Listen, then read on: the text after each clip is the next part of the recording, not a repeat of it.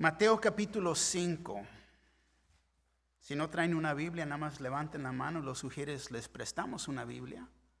Si alguien necesita Biblia, nada más déjenos saber. Mateo capítulo 5. Comenzando en el versículo 1, dice: viendo la multitud, subió al monte y sentándose, vinieron a él sus discípulos. Y abriendo su boca les enseñaba, diciendo: bienaventurados los pobres en espíritu, porque de ellos es el reino de los cielos. Bienaventurados los que lloran, porque ellos recibirán consolación. Bienaventurados los mansos, porque ellos recibirán la tierra por heredad. Bienaventurados los que tienen hambre y sed de justicia, porque ellos serán saciados. Bienaventurados los misericordiosos, porque ellos alcanzarán misericordia. Bienaventurados los de limpio corazón, porque ellos verán a Dios. Bienaventurados los pacificadores, porque ellos serán llamados hijos de Dios. Bienaventurados los que padecen persecución por causa de la justicia, porque de ellos es el reino de los cielos. Bienaventurados sois cuando por mi causa os vituperen y os persigan y digan toda clase de mal contra vosotros, mintiendo. El versículo 12 nos dice: gozaos y alegraos, porque vuestro galardón es grande en los cielos, porque así persiguieron a los profetas que fueron antes de vosotros. Amén. Señor Jesús, le damos gracias por su palabra, por su enseñanza, su Espíritu Santo, Señor, que ministra a través de la palabra. Señor, pedimos por la salvación de todo aquel que no cree, pero también, Señor, el creyente, que podamos oír y aplicar su palabra en nuestras vidas, Señor. Que podamos entender, Señor, las bienaventuranzas. Que tengamos un entendimiento más profundo. Que se nos abran los ojos, Señor. De dos maneras, en realidad, Señor, pensamos en el que no cree, que se le caigan las escalas para que puedan ver y entender que usted es el único camino hacia el cielo. Señor, no hay otro nombre dado a los hombres, solamente el nombre de Jesús en que uno puede ser salvo. Y a nosotros, Señor, que creemos, que podamos reconocer y ver nuestras vidas, que podamos remover lo que nos está impidiendo, Señor, de arrimarnos más a usted, ser más como usted y menos como nosotros. Señor, nos rendimos ante usted en esta mañana, pidiendo, Señor, que usted nos siga haciendo los necesarios cambios en nuestras vidas. Señor, le damos gracias. Gracias por nuestra salvación. Pedimos, Señor, por las obras que apoyamos, tanto Tecate, Pastor Mando, Señor, Tu Vuelta en Cristo, Manadero, Señor, allá en México, pidiendo por Pastor Martín, tanto Pastor Jerry Brown, aquí en Paris, Señor, Pastor Rubén en Landers. Aquí en nuestra iglesia, nuestro Pastor Terry, Señor, con la congregación en inglés, los jóvenes, los niños, Señor, aquí también en nuestra congregación. Siga moviéndose, Señor, arrimándonos a usted. Señor, gracias le damos por nuestra salvación. Gracias por este tiempo. Gracias. En el nombre de Jesús, su pueblo dice amén. Tomen asiento, por favor. Continuamos en nuestro estudio en el Evangelio de Mateo y regresamos, o podemos decir, nos enfocamos más en lo que hemos visto en estos versículos 1 al 12 acerca de las bienaventuranzas. Puedo decir que vimos estos 12 versículos y no por alto, porque en realidad tiene mucho, pero nos podemos ir más profundo, y nos vamos a enfocar en el versículo 3 en esta mañana. El versículo 3 una vez más nos dice: bienaventurados los pobres en espíritu, porque de ellos es el reino de los cielos. Ahora sabemos que el sermón del monte comienza aquí, pero cubre del capítulo 5 al capítulo 7. Entonces está muy, muy largo este sermón. Y esta primera sección nos hemos enfocado y nos vamos a ir, como les dije, ya más profundo. Y es una de las porciones bíblicas más conocidas, más estudiada, más predicada. Y ya vimos bienaventurados. Bienaventurados es la palabra griega que es Makarios y significa feliz, dichoso, bendecido. Literalmente significa muy feliz. Pero es una felicidad muy diferente a la felicidad de este mundo. Nuestro Señor, tenemos que reconocer que nuestro Señor Jesús, Él es el estándar. Y Él mismo, fíjate, estableció un estándar nuevo, o podemos decir contra todo lo que el mundo conoce y pone en práctica. Es un nuevo enfoque en la vida que podemos decir aquí, se traduce o se introduce en las bienaventuranzas. Vemos y entendemos que Makarios es una felicidad, y hay que entender que es una felicidad interior, profunda, un sentido profundo y genuino de bienaventuranza, de felicidad. Fíjate, el mundo no te lo puede ofrecer, no la puede conocer. No es producido o reproducido por el mundo. Es imposible. No se puede producir por las circunstancias y no está sujeto a cambios por parte del mundo o las circunstancias. No se produce externamente, es interior. Y esta es la promesa de nuestro Señor Jesucristo que Él nos da en el Sermón del Monte. Se encuentra, podemos decir en el principio, aquí que Él nos da. Él nos está diciendo, fíjate, si vivimos por estas normas, vamos a experimentar las bienaventuranzas. Así que vemos esta palabra 9 veces en estos versículos, del versículo 3 al 11. Y finalmente somos, podemos decir, como el resultado de todo esto es el versículo 12, que nos dice, gozaos y alegraos.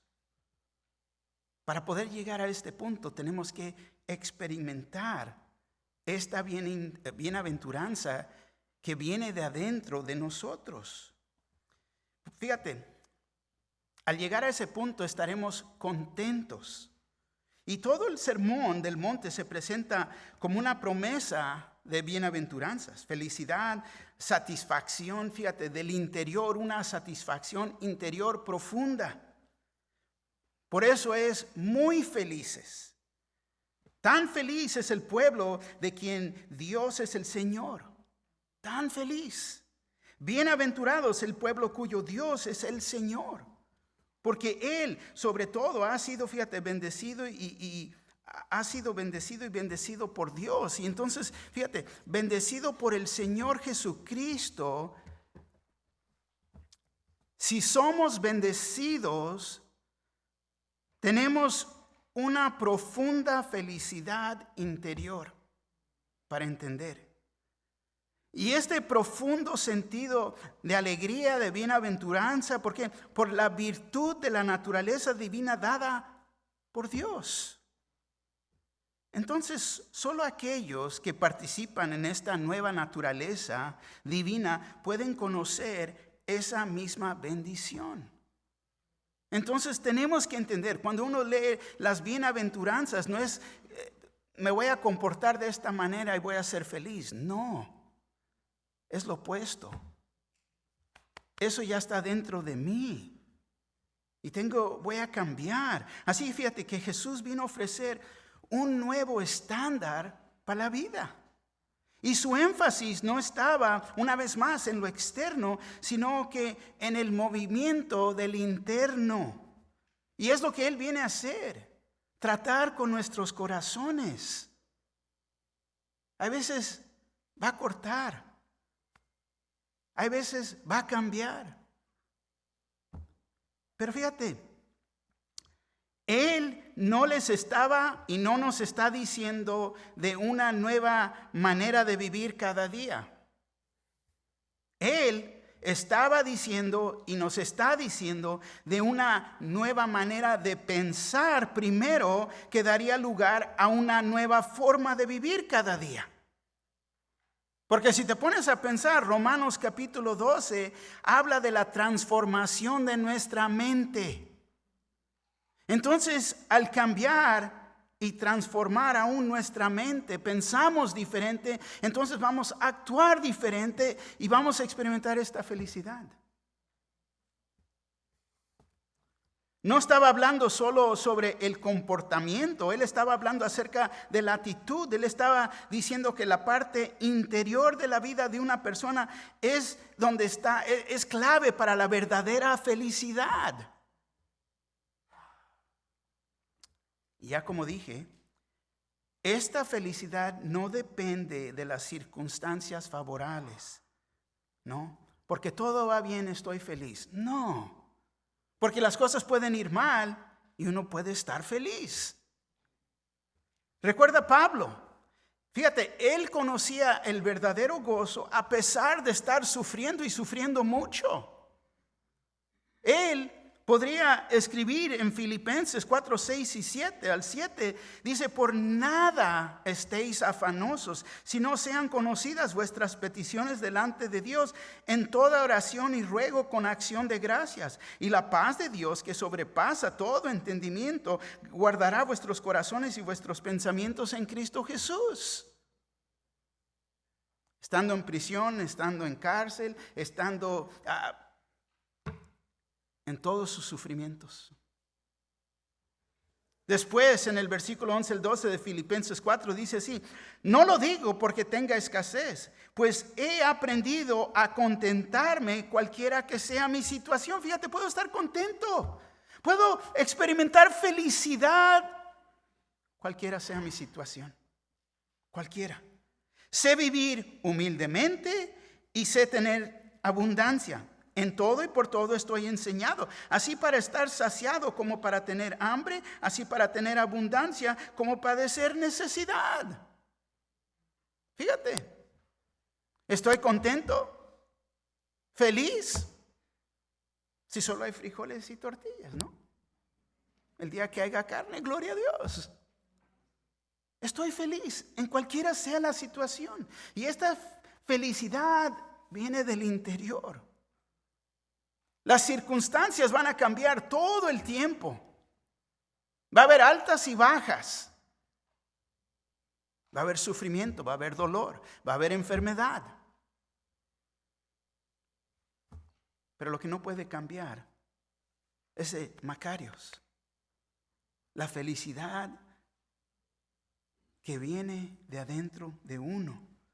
Así que vemos con claridad que esta felicidad no depende de la prosperidad ni de los eventos agradables, sino de la condición del corazón. Fíjate, vamos a ver y comenzar aquí. El versículo 3 una vez más nos dice: bienaventurados los pobres en espíritu, porque de ellos es el reino de los cielos. Y es un versículo tan sencillo. Hasta hay veces al leer esta porción de escritura es casi poético aquí. Lo veremos y lo vamos a estudiar a través de, me gusta hacerlo de esta manera, de preguntas y respuestas. La primera pregunta que se levanta es: ¿por qué pues se inicia este sermón con ser pobres de espíritu? Cuando él estaba hablando de un nuevo tipo de vida, una nueva norma, una nueva manera de vivir, ¿por qué comenzar aquí? ¿Por qué comenzar aquí? Porque es la fuente de la felicidad, la fuente de la felicidad. ¿Se encuentra en esto? Simplemente porque es la característica fundamental de un cristiano. Fíjate, es la primera cosa.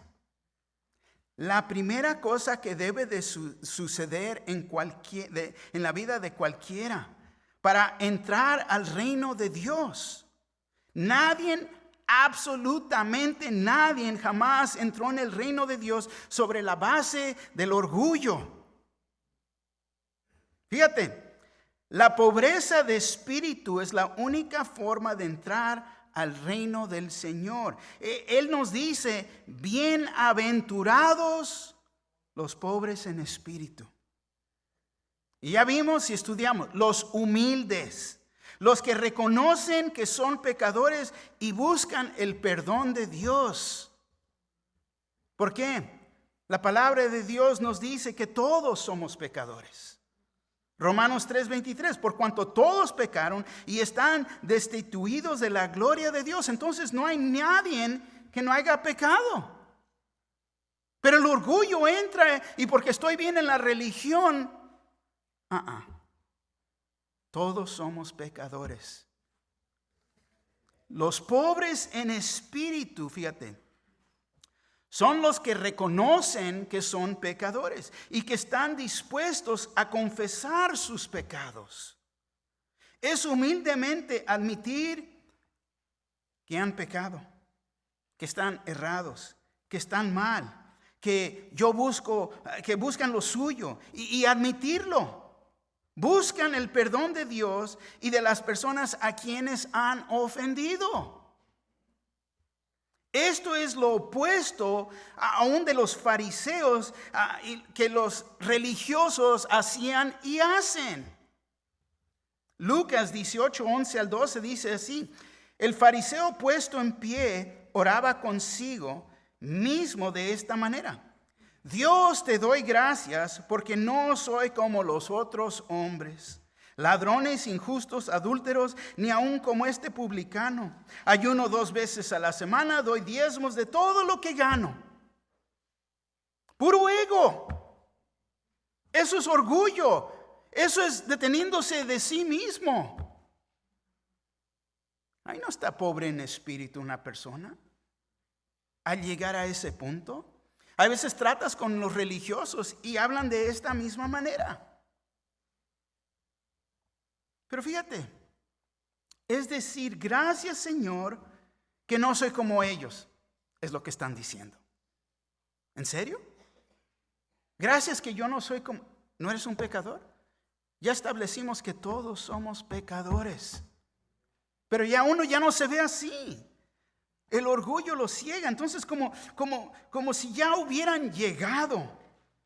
¿Llegado a qué? ¿A una posición? ¿A un lugar de tener un título y ya no ser como ellos? Estos no son los pobres en espíritu. Así que esto nos lleva a entender al primer punto de nuestro estudio, que es la soberbia y el egoísmo destruyen al hombre. Muy importante. Proverbios 16:18 dice así: antes del quebrantamiento es la soberbia, y antes de la caída la altivez de espíritu. Nueva Traducción Viviente lo dice así: el orgullo va delante de la destrucción y la arrogancia antes de la caída. Ay, qué bueno que no soy como ellos. Wow. Es más, mira lo que Santiago nos dice. Santiago en 4:6 dice así: pero Él da mayor gracia, por esto dice, Dios resiste a los soberbios y da gracia a los humildes. El favor inmerecido a los humildes. Y luego Pedro nos dice lo mismo, pero él le agrega, fíjate, esta exhortación en 1 Pedro 5:5-6 dice: igualmente, jóvenes, estad sujetos a los ancianos y todos sumisos unos a otros, revestidos de humildad, porque Dios resiste a los soberbios y da gracia a los humildes. Dice: humillaos pues bajo la poderosa mano de Dios, para que Él os exalte cuando fuere tiempo propio. Fíjate, es Dios el que nos levanta, es Dios el que nos da posición, es Dios el que nos va a dar, pero porque uno es humilde y se mantiene en esa humildad. Vemos que el hombre, la mujer, la humanidad debe de humillarse ante Dios. Reconocer que somos pecadores en necesidad del perdón de Dios y debemos estar dispuestos a escuchar su enseñanza y obedecerla. ¿Por qué? Porque nos estamos manteniendo en esa actitud correcta.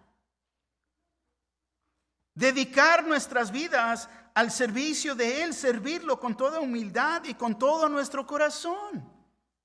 Fíjate, en hacer esto nos ayuda a recordar que la soberbia y el egoísmo nos destruyen. Ahora, la soberbia significa la exaltación de sí y la oposición a la voluntad de Dios. Tenemos que entender que los soberbios están asociados y relacionados con los injuriosos, los altivos, inventores de males. Romanos 1:30 lo dice así. Murmuradores, detractores, aborrecedores de Dios, injuriosos, soberbios, altivos, inventores de males, desobedientes a los padres.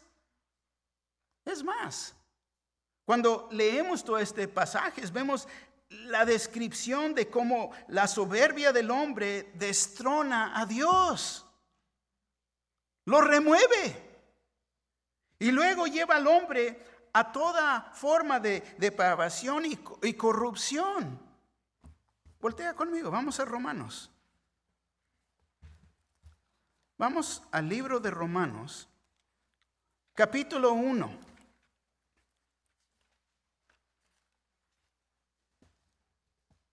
Nos va a dar en realidad mucho entendimiento. Romanos capítulo 1, ¿ya llegaron? Los espero, todavía hay páginas.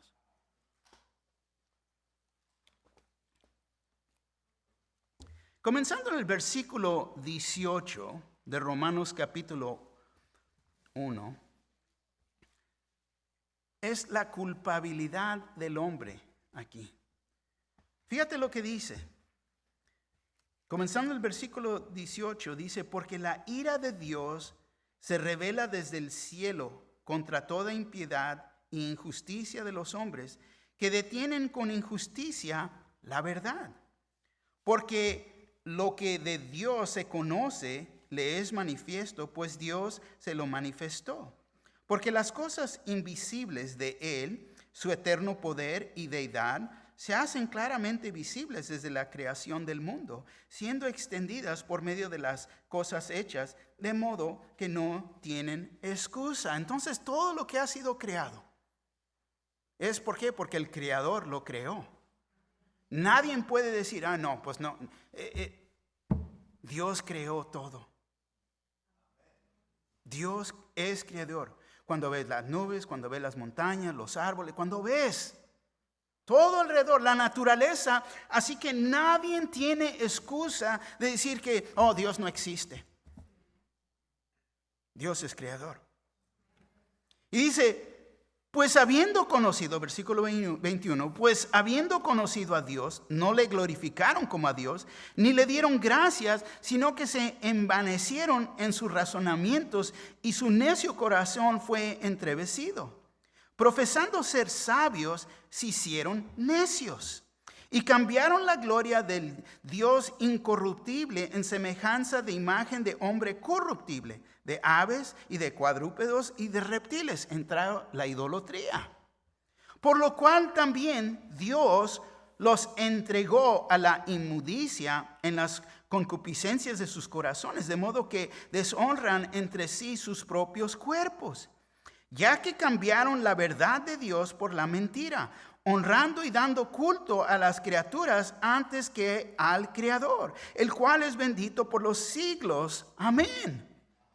Entonces fue el hombre que ha cambiado su vista de Dios, la ha puesto en ídolos, lo ha puesto en dioses falsos, la ha puesto en sí mismo, porque uno mismo se hace su propio Dios. Versículo 26. Por esto, aquí nos da la razón. Por esto Dios los entregó a pasiones vergonzosas, pues aún sus mujeres cambiaron el uso natural por el que es contra naturaleza, Y de igual modo, también los hombres, dejando el uso natural de la mujer, se encendieron en su lascivia unos con otros, cometiendo hechos vergonzosos, hombres con hombres, y recibiendo en sí mismo la retribución debida a su extravio. Y como ellos no aprobaron tener en cuenta a Dios, Dios los entregó a una mente reprobada para hacer cosas que no convienen, estando atestados de toda injusticia, fornicación, perversidad, avaricia, maldad, llenos de envidia, homicidios, contiendas, engaños y malignidades, murmuradores, detractores, aborrecedores de Dios, injuriosos, soberbios, altivos, inventores de males, desobedientes a los padres, necios, desleales, sin afecto natural, implacables, sin misericordia. Quienes, habiendo entendido el juicio de Dios, que los que practican tales cosas son dignos de muerte. No solo las hacen, sino que también se complacen con los que la practican. Entonces, fíjate, la mente reprobada quiere animar al otro que practique y les da gusto que otros estén en estas mismas condiciones. Pero vemos todo esto, ¿para qué? Los soberbios, diciendo Dios no es el creador, rechazando la verdad por una mentira. No ven la diferencia entre el creador y la creación. Por esta razón, no le pueden dar gracias a Dios como creador y dador de todas nuestras bendiciones.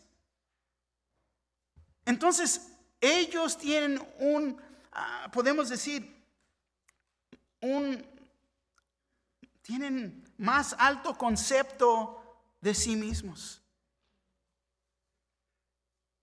Yo sé mejor que ustedes.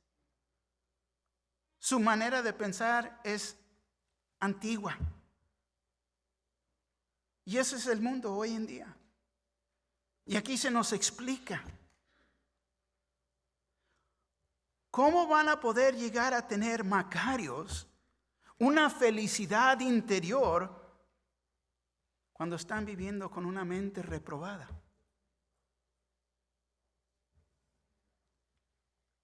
Por esta razón, una vez más, no le dan gracias a Dios. Ellos tienen un concepto más alto de sí mismos. Fíjate, Romanos 12:3 dice así: digo pues, por la gracia que me es dada, a cada cual que está entre vosotros, que no tenga más alto concepto de sí que el que debe de tener, sino que piense de sí con cordura, conforme a la medida de fe que Dios repartió a cada uno. Entonces, muy claro, vemos la transformación de nuestra mente. La tenemos que regresar y ponerlas en las cosas de Dios. Porque vemos aquí la mente que no está en Dios y hasta dónde los lleva. Romanos 12:16 dice: unánimes entre vosotros, no altivos, sino asociándonos con los humildes. No seáis sabios en vuestra propia opinión. Fíjate, ponte a pensar, ¿qué es lo que esa pared que tienes con tus hijos, con tus nietos, con los vecinos, porque ellos no pueden pensar como el cristiano. Ellos no entienden, no comprenden cómo podemos estar pasando por las circunstancias más difíciles en la vida y aún experimentar gozo.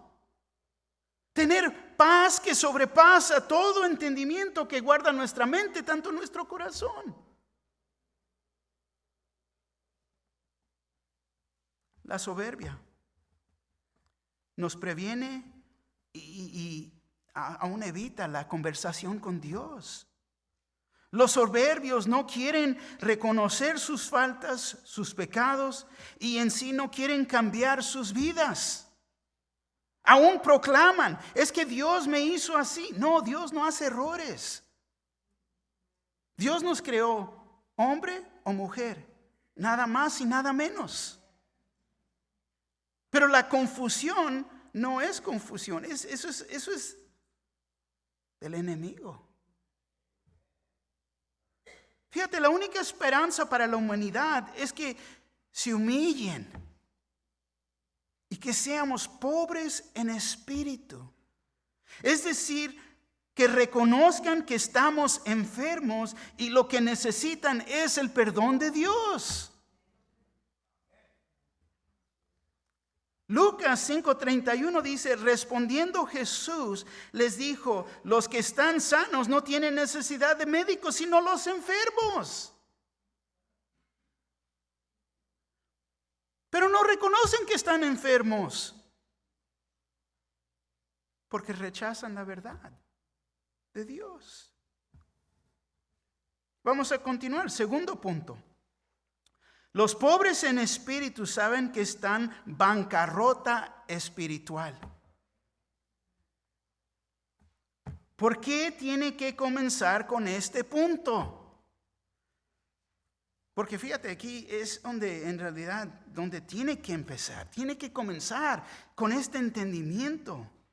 No se puede llegar a Dios a menos que te das cuenta que estás bancarrota espiritualmente. Y esa es la manera que tenemos que vivir nuestra vida cristiana. No tenemos nada en nuestra carne, nada, la carne no te puede ofrecer nada. Y ellos están viviendo por la carne. Nuestro Señor Jesús vino al mundo para buscar y salvar a los que se habían perdido. Lucas 19:10 dice, porque el Hijo del Hombre vino a buscar y salvar a los que se habían perdido. Jesús vino a buscar, es más, a los enfermos. Lucas 5:32, no he venido a llamar a los justos, sino a pecadores al arrepentimiento. En reconocer que estoy en pecado, que estoy pensando mal, que me he extraviado completamente de la verdad. Es reconocer, estoy enfermo. Fíjate, Jesús no puede ayudar a los que no reconocen que son pecadores, perdidos. No los puede ayudar. Pero los pobres en espíritu son como mendigos espirituales. Fíjate, están cargados de pobreza espiritual, sin recursos espirituales. Así que los pobres en espíritu son los que reconocemos que somos pecadores y estamos destituidos de la gloria de Dios. Ellos, los pobres en espíritu, son los que ponen su confianza en Dios para que Él los perdone y podamos recibir su reino. Así que los pobres en espíritu saben que no nos podemos salvar nosotros. Entendemos esto. No hay nada que yo pueda hacer para salvarme. Reconozco que Él ya ha hecho todo para poder salvarme. Lucas 16:15, nueva traducción viviente, dice así. Entonces Él les dijo, a ustedes les encanta parecer como personas rectas en público, pero Dios conoce el corazón. Lo que este mundo honra es detestable a los ojos de Dios. Vemos la actitud de los fariseos. La actitud de los fariseos, los saduceos, los líderes espirituales, los religiosos. Vemos que su actitud de ellos era lo opuesto a los pobres de espíritu. Dios se identifica con las personas que hambrean en el interior, no personas que son autosuficientes, no a las personas que creen que pueden trabajar por su propia salvación, no a las personas que creen que sus propios recursos, pero aquellos que son indigentes, miserables. No hay nada que yo pueda hacer. Un pobre en espíritu es uno sin un sentido de autosuficiencia. Él está bancarrota. En Apocalipsis, la iglesia de Laodicea, fíjate, se justificaba a sí misma.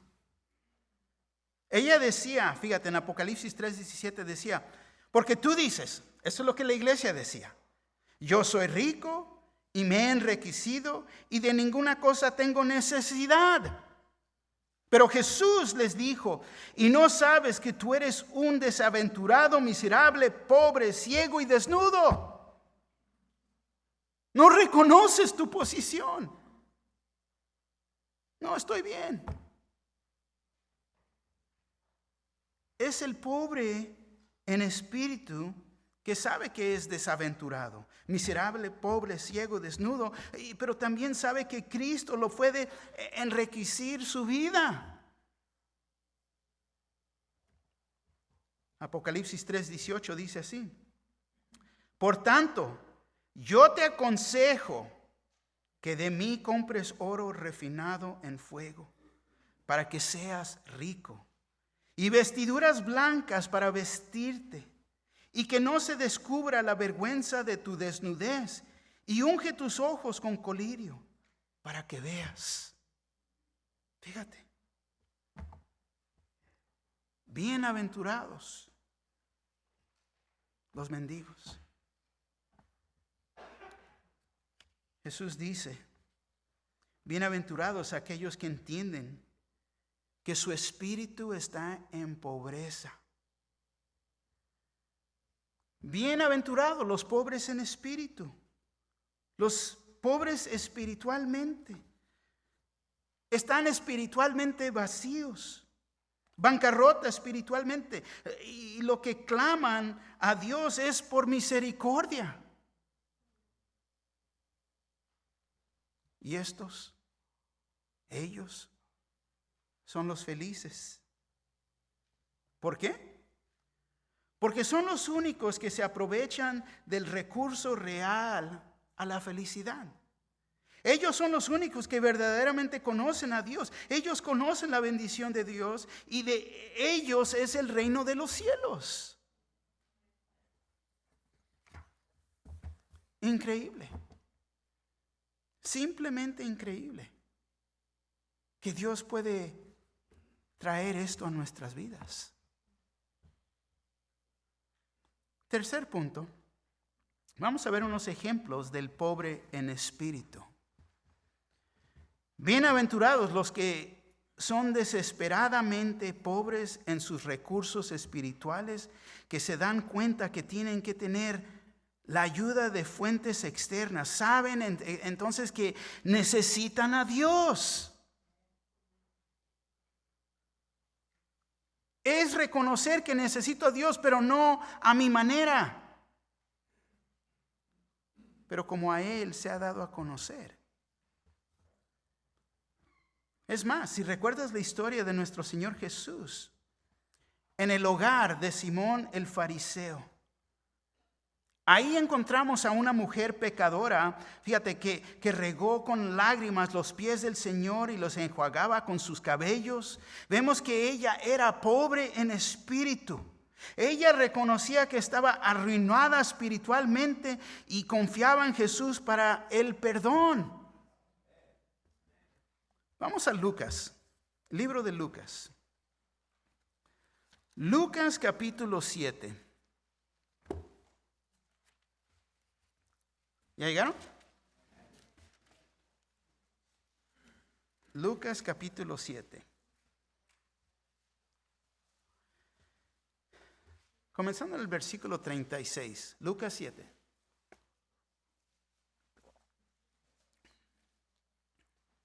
Aquí vemos a nuestro Señor Jesús en el hogar de Simón el fariseo.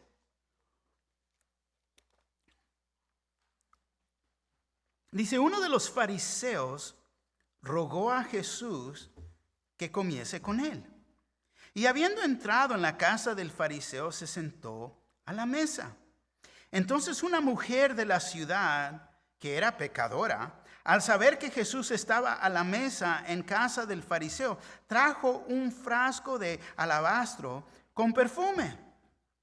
Y estando detrás de él a sus pies, llorando, comenzó a regar con lágrimas sus pies y los enjugaba con sus cabellos y besaba sus pies y los ungía con perfume. Cuando vio esto el fariseo que le había convidado, dijo para sí: si fuera profeta, conociera quién y qué clase de mujer es la que le toca y que es pecadora. Entonces le está pensando: yo no soy pecador, mira ella, ¿no? Entonces respondiendo Jesús le dijo: Simón, una cosa tengo que decirte. Y él le dijo: di, maestro. Un acreedor tenía 2 deudores. El uno le debía 500 denarios y el otro 50. Y no teniendo ellos con qué pagar, perdonó a ambos. Di pues, ¿cuál de ellos la amará más? Respondiendo Simón, dijo: pienso que aquel a quien perdonó más. Y él le dijo: rectamente has juzgado. Y vuelto a la mujer, dijo a Simón: ¿ves esta mujer? Entré a tu casa y no me diste agua para mis pies, mas ésta ha regado mis pies con lágrimas y los ha enjugado con sus cabellos. No me diste beso, mas ésta, desde que entré, no ha cesado de besar mis pies. No ungiste mi cabeza con aceite, mas ésta ha ungido con perfume mis pies. Por lo cual te digo que sus muchos pecados le son perdonados, porque amó mucho. Mas aquel a quien se le perdona poco, poco ama. Y a ella le dijo: tus pecados te son perdonados. Y los que estaban juntamente sentados a la mesa comenzaron a decir entre sí: ¿quién es este que también perdona pecados? Pero él dijo a la mujer: tu fe te ha salvado, ve en paz. El pobre en espíritu reconoce desde qué tan profundo y perdido estaba en mis pecados y de qué pozo tan hondo me ha sacado el Señor. Demostró su amor hacia nosotros, a todo pecador. He respondido a ese amor. Por eso me entrego aún más, porque reconozco eso. Pero aquel que tiene la actitud: no, pues yo nomás tengo un pecadito contra mí. ¿En serio? ¿En serio? Fíjate aquí y el ejemplo que se nos da. Y te voy a decir, hay muchos ejemplos en la Biblia de ser pobre en espíritu. Si recuerdan, el rey David escribió en Salmo 51, 1 al 3: ten piedad de mí, oh Dios, conforme a tu misericordia, conforme a la multitud de tus piedades, borra mis rebeliones. Lávame más y más de mi maldad y límpiame de mi pecado, porque yo reconozco mis rebeliones y mi pecado está siempre delante de mí.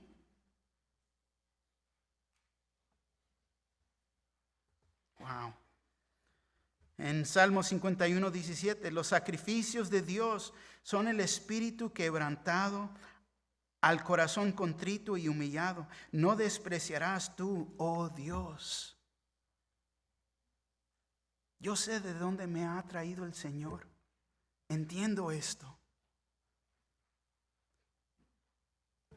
Siempre está enfrente de mí.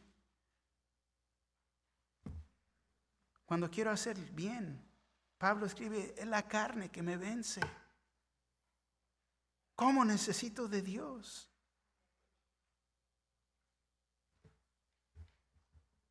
David era pobre en espíritu.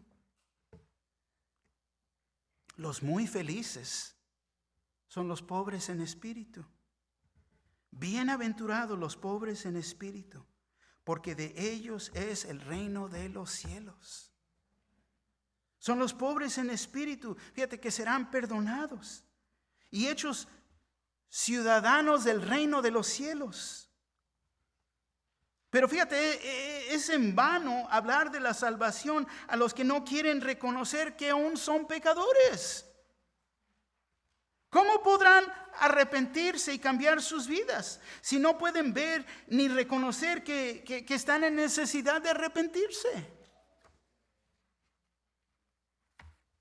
¿Cómo puede el médico divino ayudar al enfermo que no quiere reconocer que está enfermo? Juan 3:16, porque de tal manera amó Dios al mundo, que ha dado su Hijo unigénito para que todo aquel que en Él cree no se pierda, mas tenga vida eterna. Fíjate, el que no cree, ya leímos Romanos capítulo 1. Completamente descarrilados, porque no quieren creer. La humanidad tiene que reconocer la razón por qué fue dado el unigénito Hijo de Dios. Y es para poder tener vida eterna. Él vino para que uno pudiera creer. Creer que Él dio su vida en la cruz por nuestros pecados. Y hasta es más, lo puedes hacer personal, por mis pecados, porque yo soy un pecador. Es cuestión de arrepentirse, reconocer que estoy enfermo por el pecado. Este mundo perdido y las ideas, es que Dios me creó así. No. Te has creído la mentira en vez de la verdad.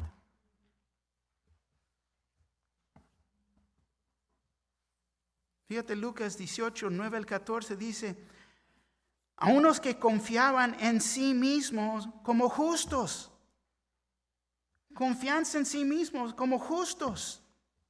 Y menospreciaban a los otros, dijo también esta parábola. 2 hombres subieron al templo a orar. Uno era fariseo y el otro publicano. El fariseo, puesto en pie, oraba consigo mismo de esta manera: Dios, te doy gracias porque no soy como los otros hombres, ladrones, injustos, adúlteros, ni aun como este publicano. Ayuno 2 veces a la semana, doy diezmos de todo lo que gano. Mas el publicano, estando lejos, no quería ni aún alzar los ojos al cielo, sino que se golpeaba el pecho diciendo: Dios, sé propicio de mí, a mí pecador. Os digo que este descendió a su casa justificado antes que el otro, porque cualquiera que se enaltece será humillado, y el que se humilla será enaltecido. Increíble. Un versículo, y es muy profundo. Y se nos pinta un cuadro de comenzar a conocer esta felicidad interior. Y comienza con el mero acto de que reconozco soy un pecador y que necesito al Señor, que estoy bancarrota espiritualmente. No puedo confiar en sí mismo, porque esto está oponiendo a lo que Dios está tratando de hacer.